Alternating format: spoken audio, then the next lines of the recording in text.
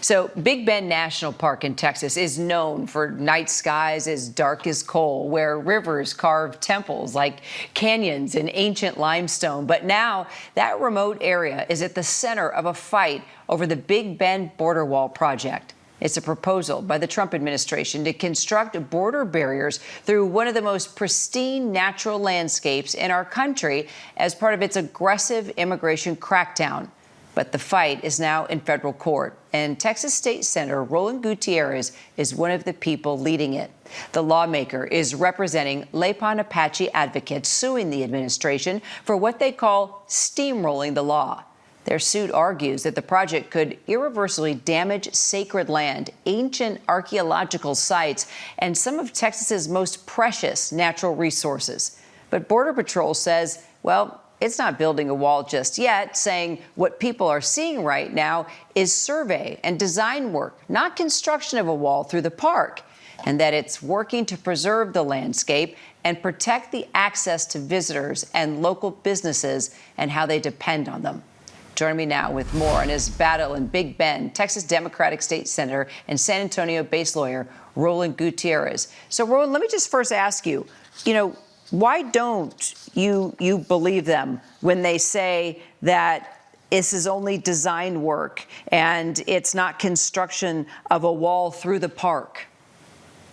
Well, I was just out there last week, and thank you for having me, by the way. We were out there last week, my wife and I. We went to examine what was going on. And at that time, they had already clear cut at least a strip 2 miles long.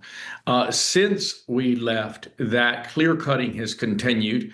And it's really a scorched earth practice out there. They don't care about archaeological remnants. They don't care about any of the particular laws that are there to protect our environment or our water resources.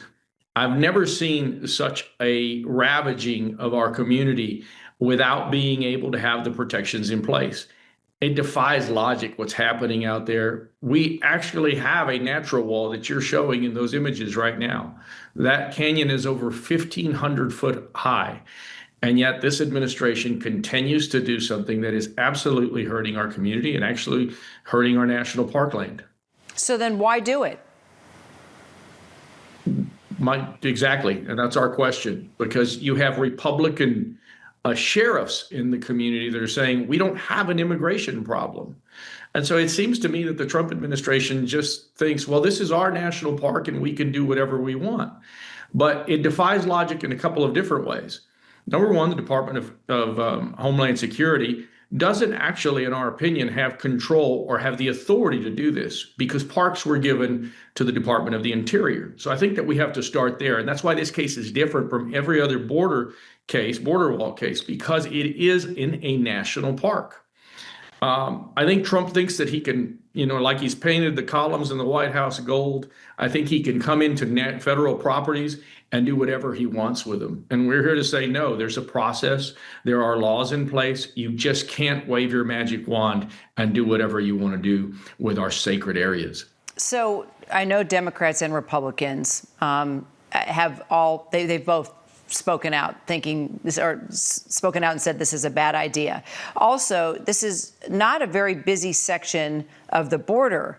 Apparently, Border Patrol says only 1% of encounters actually happened here.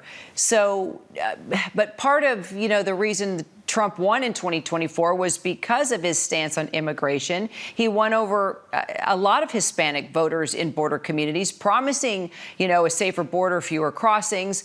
Are you worried that this opposition, makes Democrats look soft on the issue, especially with such a tight race in the fall?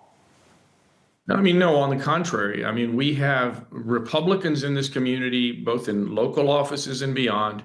Senator Cornyn just came out in opposition to what's going on right there. The fact is, it defies logic that they're building a wall in this area. We already have one. It's called the Santa Elena Canyon and the corresponding canyons that are in that area. This is simply done for, to fill the coffers of some contractor, this no-bid contractor they've found out there, or simply done for Donald Trump's narrative. And I think that they have done it here because they're on federal property and they figure we can start here without a problem. And what we're saying is you can't. This is not Donald Trump's park. It's the park of the people of the United States of America. This is what Teddy Roosevelt envisioned when he created our park system. He envisioned parks like Big Bend, like Yosemite, like Yellowstone, national treasures. And to our plaintiffs, the Native Americans, this is not just a park. This is their church. You and I go to a building on Sunday or Saturday. These folks, this is where they commune and exercise their religious liberties and rights. It's just, we're saying that this is absolutely different, and it's certainly a nuanced argument from every other border wall case you've seen.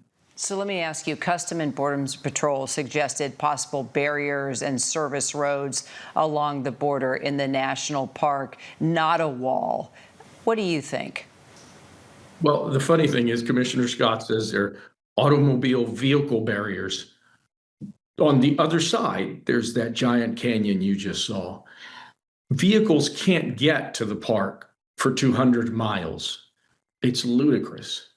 It's just a waste. It's a $1.7 billion boondoggle to fill someone's coffers and to push Donald Trump's false narrative.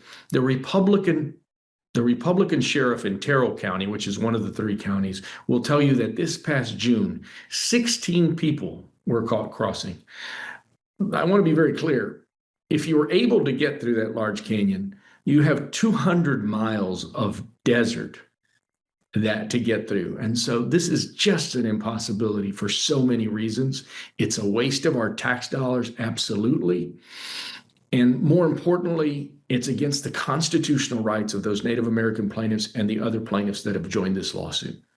Well, I think it's important to point out, too, that land is a part of identity, history, spirituality, so much for the Native people. So we can't forget that aspect of that as well. It's tied to ancestry, and it's not just about property.